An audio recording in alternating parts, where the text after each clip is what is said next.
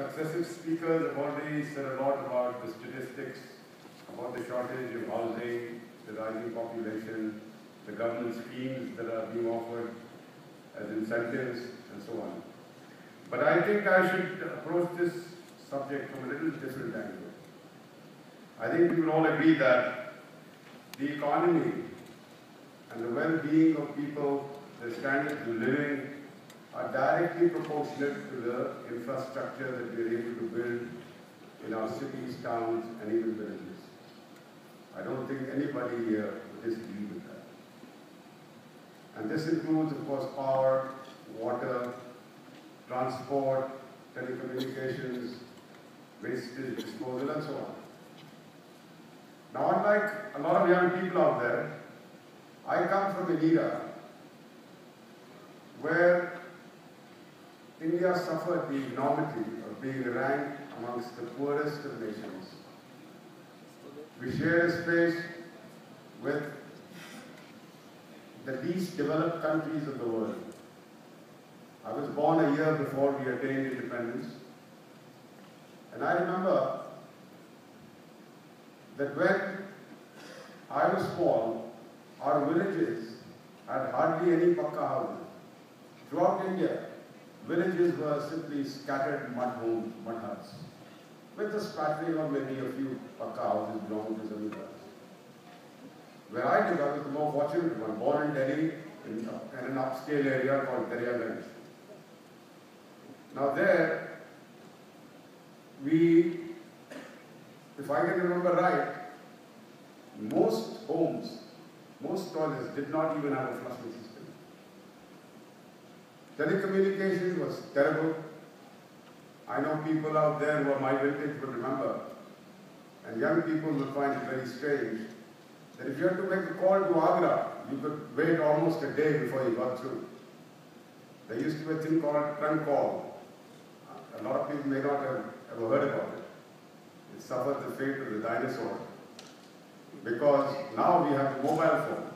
At the press of a button, you can communicate anywhere in the world, any far-flung corner of the world, from even the smallest of villages in this country.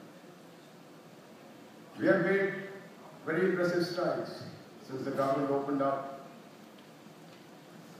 to the private sector. We have made beautiful strides in telecom, in, let's say, even infrastructure pertaining to power, and so many other areas. We have gained a lot of development. We have propelled ourselves ahead of many other nations that used to be way in front of us. We are now ranked amongst the fastest growing economies of the world. That is, of course, something that we all take pride in. But then, there were many much smaller countries, like Malaysia, Singapore, Dubai, that have zoomed past us in their infrastructure development and have become the admiration of the world. Why is that? How does that happen? I'm sure a lot of us already know that much of that development happened at the hands of us Indians. Those governments had the foresight to tap the private sector, including some of our own private firms. Even today, some of the royal families in the Gulf and other countries are using Indian advisors from the private sector to advise them in infrastructure building in the overall development of their economies. Now, if we can attain that sort of respect in these other countries, if we can develop those beautiful infrastructure in other countries, why can't we do it here? I'm glad that the government has woken up to the importance of PPP and is introducing policies. Several officers from the government have told us about the various schemes that they are bringing and the incentives they are offering, the help they will extend to the private sector in order to come out and build homes for the masses. Now that is all very encouraging. But yet, a lot needs to be done. We've been told how the government will be cooperating with the private sector. But yet we also know that some of the biggest problems faced by developers are created by the government itself. The approval process is excruciating. We know that it takes dozens of approvals before a project can actually get off the ground. We must address those issues, and the private sector, representatives from the private sector must interact with the government in order to simplify those methods. What we don't realize that the demographics, the population demographics of any country actually depends on the infrastructure of its cities, towns and villages. What happens is that large cities with better employment opportunities, with better educational and medical facilities, work like a magnet for people from smaller towns that gravitate to these larger cities in search of a better life for themselves and for their families. Now this obviously strains the existing infrastructure in those cities. City governments, often referred to as urban local bodies, are unable to cope with this.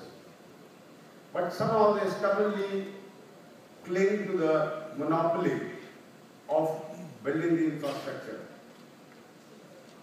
I believe that if they were to turn to the private sector and hand over some of that responsibility to the private sector, we will be able to create infrastructure, if not totally at the speed of the rising population, but certainly much faster than the government is able to do it alone. What happens is that larger cities continue to grow larger and small towns remain where they are. They languish in the kind of non-infrastructure state that they are in. So, I've already been warned, so I will now conclude with my few suggestions that the government should think of.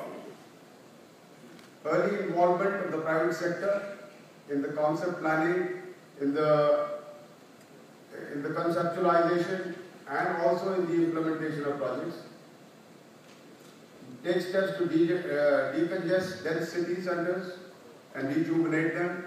Go vertical, so more space is left for road widening, parks. Involve the private sector in consultancy and not only look at them as a source of funding. They should value the global vision, they should value the global experience that the private sector has and tap it to the fullest. Thank you very much.